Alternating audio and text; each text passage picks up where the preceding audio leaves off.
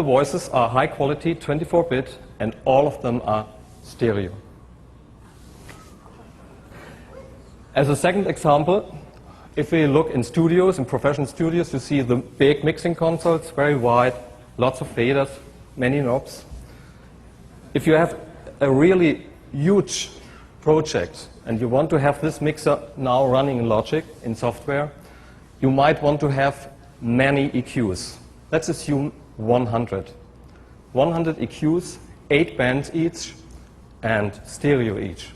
This adds up to 1,600 bands. And guess what? The G5 does it. But it's even more surprising, it does it with only 25% CPU power.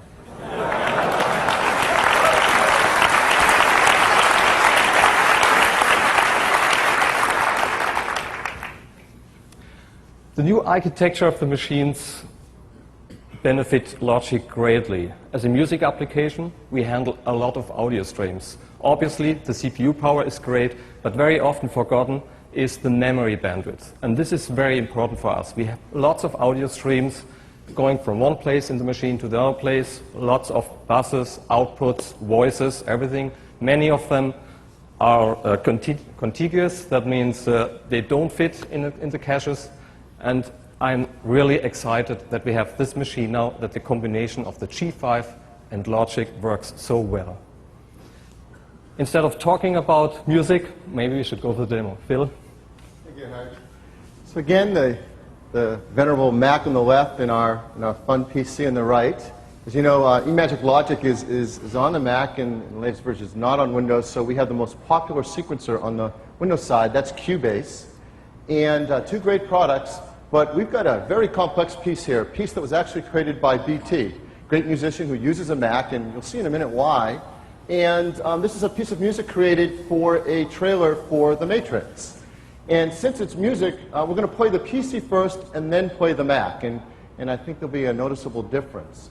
In addition to what you hear, for those who can see the small CPU meters in the bottom right-hand corner of each display, you'll notice something different in how much CPU they use. So let's start with the PC first and give it a first shot at this musical piece.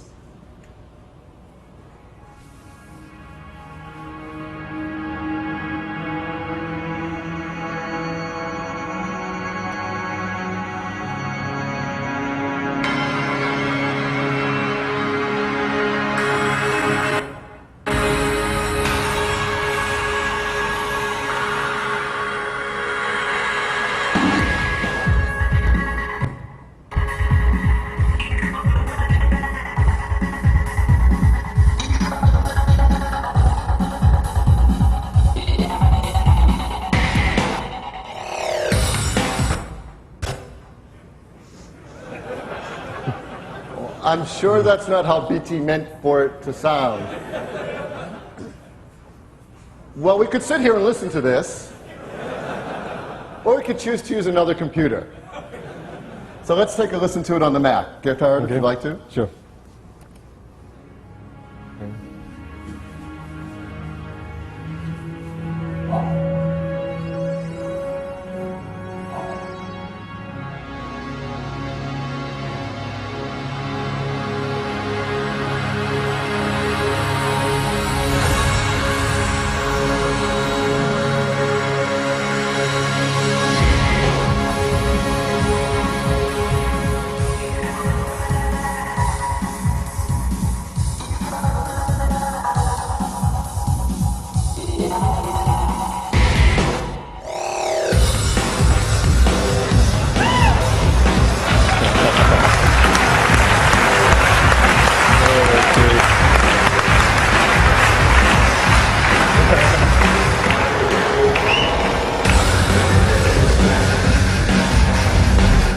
So it clearly sounds a world better. Okay. Okay. Thank you. Thank you. Woo! That's pretty cool. So let's summarize. Adobe Photoshop, over twice as fast on the Power Mac G5 as the fastest the fastest PC money can buy, a dual 3.06 Xeon. Luxology turned out to be 2.3 times faster on the G5. Wolfram Research turned out to be 2.3 times faster, and Logic, well, I don't know how to calculate that. So, in real-world tests and in spec tests, we can clearly say we've caught up with the PC and passed them on both integer and floating point to be the fastest computer in the world. Now, what about the future? We're at 2 gigahertz today. IBM and Apple are today announcing that within 12 months, we'll be at 3 gigahertz. 3 gigahertz processor clock, that's up 50% within 12 months. And so, believe me, this architecture has legs. Power Mac G5, an amazing, amazing new machine. And we've got a video that I'd like to show you now. So let's run the video.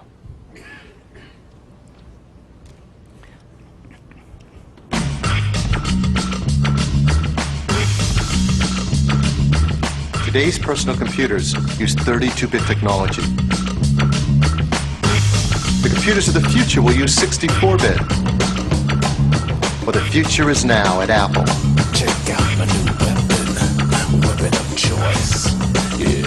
The new Power Mac G5 is the world's first personal computer with a 64-bit processor, accelerating everything from 3D animation to scientific computation.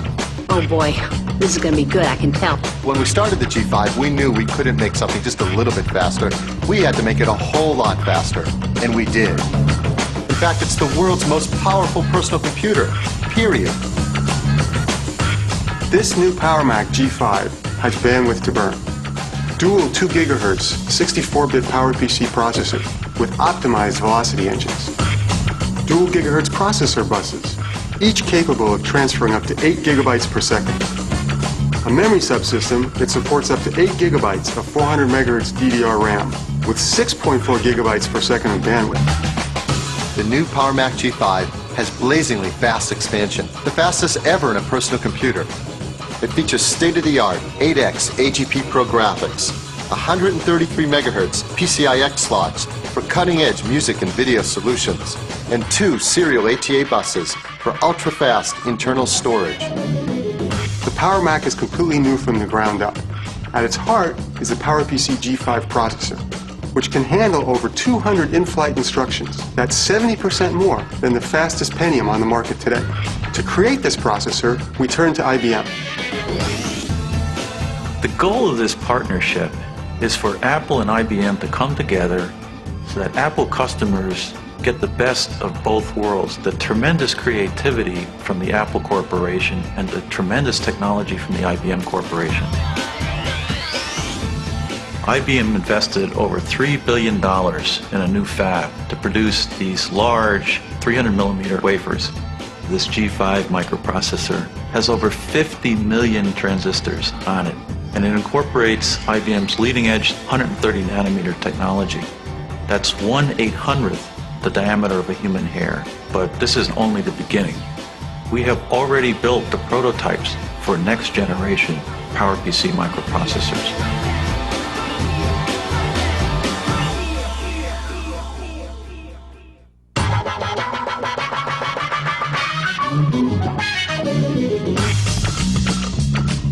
The G5 is an incredibly fast chip, and it's so fast, so powerful that it requires extraordinary cooling.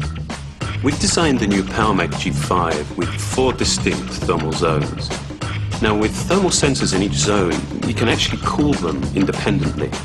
And that's important because it means we can cool them quietly. In fact, it's 2 to 3 times quieter than the G4. Everything is designed to be straightforward. The door is removable, which allows you complete access to the hard drive, to cards, and to the RAM. The Power Mac G5 is an amazing feat of engineering, featuring 2 incredibly fast PowerPC processors, up to 500 gigabytes of internal storage.